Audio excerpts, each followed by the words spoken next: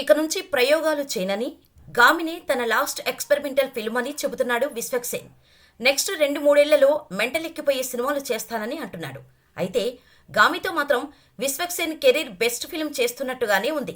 రీసెంట్గా రిలీజ్ చేసిన making video చూస్తే విజువల్ పరంగా గామి ఓ వండర్ అనేలా వస్తుందనే చెప్పాలి.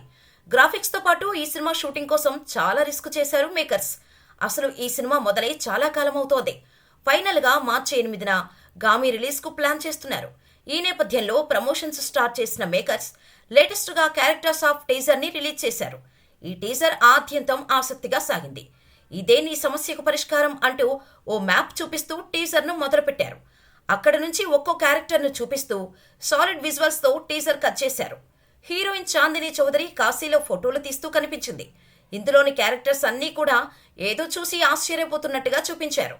చివర్లో శంకర్ అంటూ అఘోరాగా విశ్వక్ ఇవన్నీ దాటుకొని నా వల్ల అవుతుందా అని ప్రశ్నిస్తాడు. మొత్తంగా ఈ టీజర్ బట్టి చూస్తే హిమాలయాల్లో ఓ అఘోరా జర్నీ ఎలా సాగిందనేదే మెయిన్ కథగా అనిపిస్తోంది. టీజర్ బ్యాక్గ్రౌండ్ స్కోర్ కూడా బాగుంది. ఈ నెల 29న గామి ట్రైలర్ రిలీజ్ చేయనున్నారు. ట్రైలర్ చూసిన తర్వాత గామి కథపై మరింత క్లారిటీ వచ్చే ఛాన్స్ ఉంది. ఏదేమైనా గామి సినిమాతో మాత్రం విశ్వక్ గట్టిగానే కొడుతున్నట్టుగా ఉంది.